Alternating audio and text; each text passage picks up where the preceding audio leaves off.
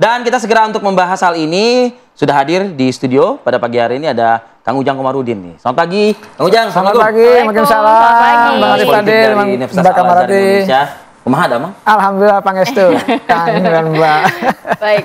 Selain juga Kang Ujang Komarudin, kita juga sudah bergabung dengan dua narasumber lainnya. Sudah ada Bang Daniel Anzar Simanjuntak, juru bicara Prabowo Subianto, dan juga Bang Andreas Hugo Pariera, politikus senior PDI Perjuangan. Selamat pagi, Bapak-bapak. Sehat semuanya, Pak.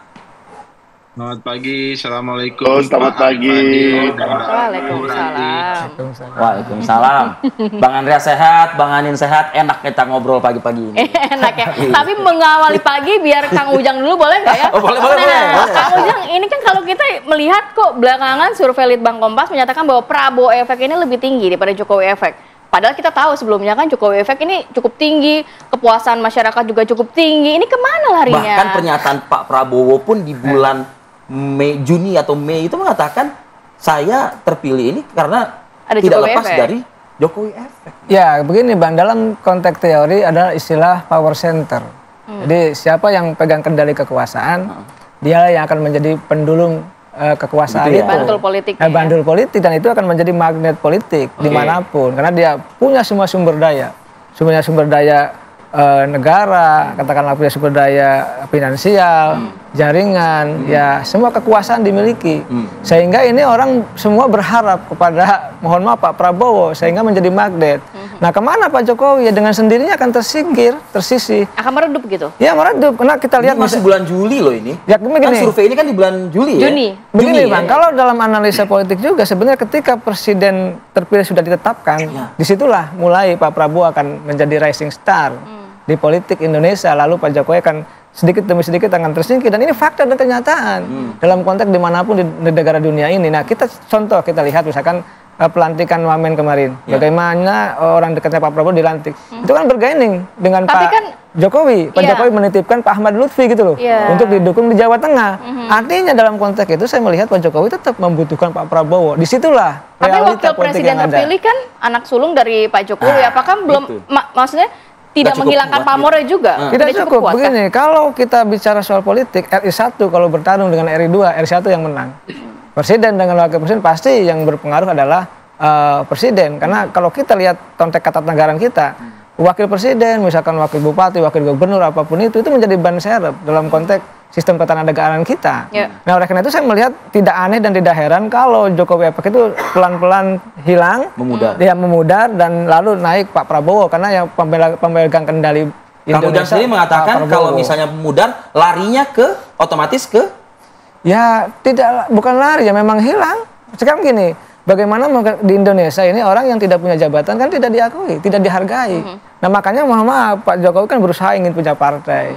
Ya ingin ke partai, karena tahu persis bahwa ketika tidak pegang kendali, ya orang akan pergi. Nah, disitulah apa mungkin larinya ke Prabowo juga, karena kan keberlanjutan dari program-program Pak Jokowi dilanjutkan oleh Prabowo Subianto, ada ke situ juga mungkin? Tidak, kalau saya sih melihat secara realita politik, ya Pak Jokowi tidak berpengaruh lagi. Nah, makanya mohon maaf, Pak Bobi dititipkan ke Pak Prabowo.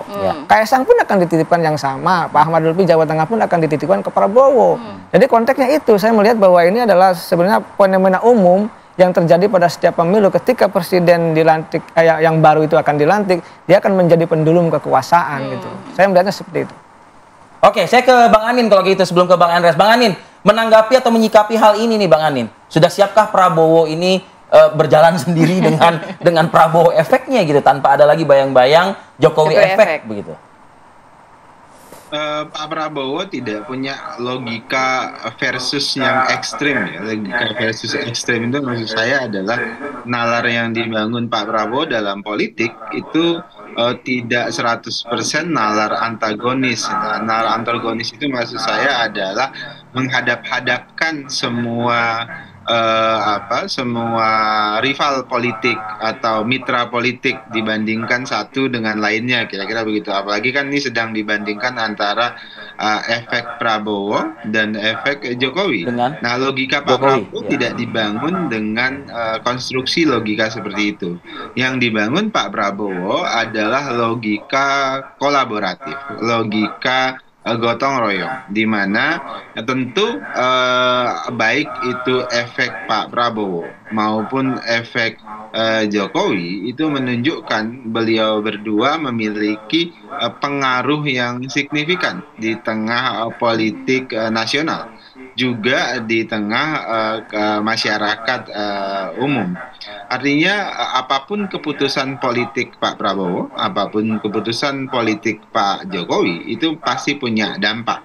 Nah, apalagi Pak Prabowo dan Pak Jokowi ini bersahabat. Bahkan Pak Prabowo berulang kali menyebutkan bahwasannya Presiden Jokowi adalah mentor politik beliau. Artinya keduanya memiliki efek yang kuat dan ini akan memperkuat semua gerakan politik yang ingin dilakukan atau sedang dilakukan oleh Pak Prabowo dan Pak Jokowi.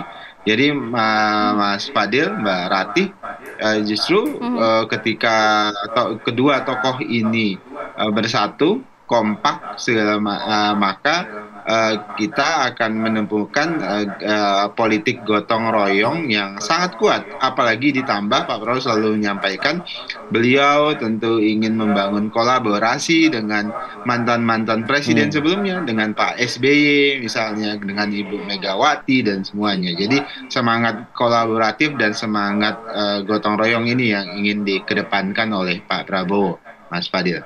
Baik, Bang Daniel, tadi dikatakan bahwa semangat kolaborasi begitu ya yang digaungkan oleh Pak Prabowo Subianto. Tapi Kang Ujang mengatakan ini ada beberapa wilayah yang juga titipan nih dari Pak Jokowi ke Pak Prabowo seperti Bobi Nasution dan Kaisang juga entah maju di mana. Apakah preferensi politiknya Pak Prabowo juga masih mengacu pada Pak Jokowi nantinya untuk di sejumlah wilayah di Indonesia untuk pilkada serentak? Yang jelas Pak Prabowo sangat menghormati Pak Jokowi, sama halnya dengan Pak Prabowo menghormati presiden sebelum-sebelumnya.